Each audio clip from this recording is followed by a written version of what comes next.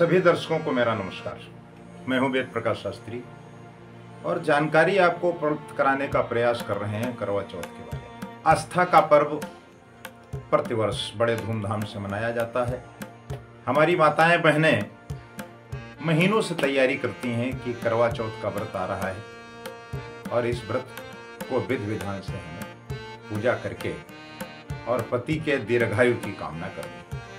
करवा चौथ हिंदू धर्म के सबसे महत्वपूर्ण त्योहारों में से एक है। अब ये त्योहार कार्तिक मास के कृष्ण पक्ष की चतुर्थी के दिन मनाया जाता है और इस वर्ष करवा चौथ का व्रत 20 अक्टूबर 2024 को है। करवा चौथ एक ऐसा पर्व है जिसको सुहागिन माताएं बहनें निश्चित रूप से रखती हैं और अपने पति के दीर्घायु की कामना करती हैं। चूंकि 20 अक्टूबर को करवा चौथ है और इस दिन सुबह भद्रा काल भी है। यद्यपि भद्रा काल जो है उसका कोई बहुत बड़ा प्रभाव नहीं होगा, चूंकि जो व्रत है वो भद्रा काल के पूर्व ही प्रारंभ हो जाएगा। इस दिन जो हमारी विवाहित महिलाएं हैं वो अपने पति की लंबी उम्र के साथ सुखी वैवाहिक जीवन को बनाए रखने के लिए निर्जला व्रत रखती हैं, जिसका पारण चांद दर्शन के बाद यानी चंद्रमा का दर्शन करने के बाद किया।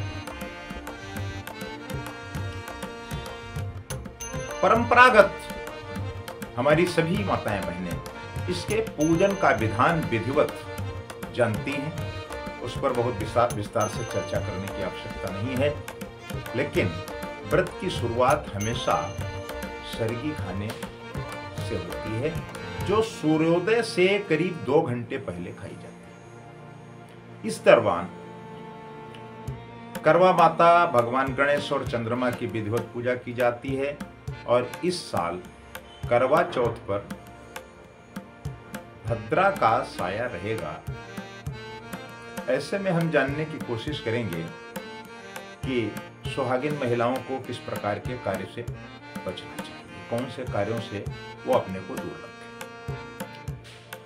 तो जो भद्रा लगने का समय है, ज्योतिष शास्त्र में भद्रा को शुभ नहीं माना जाता है। भद्रा शुभ कार्यों में बाधा उत्पन्न करती है। इस वर्ष करवा चौथ पर 20 अक्टूबर को 21 मिनट तक भद्रा का साया है। करवा चौथ के दिन पूजा का जो शुभ समय है वो 20 अक्टूबर 2024 को शाम 5:46 पर शुरू होगा और 19:02 तक है। अब करवा चौथ वाले दिन जो भद्रा काल है वो प्रातः काल 6:24 से और 6:46 तक है। चूंकि व्रत की शुरुआत भद्रा काल के पूर्व ही हो जाएगी, ऐसे में जो हमारी व्रती महिलाएं हैं वो सूर्योदय से पहले स्नान कर सर्गी ग्रहण कर ले और व्रत का संकल्प। इस दौरान कुछ ऐसे काम हैं जिनसे हमें बचना चाहिए, नहीं करना चाहिए। व्रत वाले दिन सुहागिन महिलाएं अपने श्रृंगार में सफेद और काले रंग की वस्तुओं का प्रयोग न करें, लेकिन काले रंग की कुछ वस्तुओं का प्रयोग करना आवश्यक भी है, इसलिए वो हमारी माताएं बहनें वस्त्र इत्यादि धारण करने से थोड़ा सा बचना चाहिए। और जब हम इस तरीके के वस्त्रों का प्रयोग करते हैं तो नकारात्मक ऊर्जा के सृजन होने का दबाव रहता है। भद्रा काल के दौरान कोई भी व्यापार या निवेश करने से लोग बचते हैं। करवा चौथ पर पूजा के बाद जब भी कोई श्रृंगार की वस्तु बेची जाती है तो उसे इधर उधर न फेंकें। बच जाती है तो इधर उधर न फेंकें, बल्कि उसे किसी पवित्र नदी में प्रवाहित करना चाहिए। इस दिन धारदार चीजों के इस्तेमाल से बचें।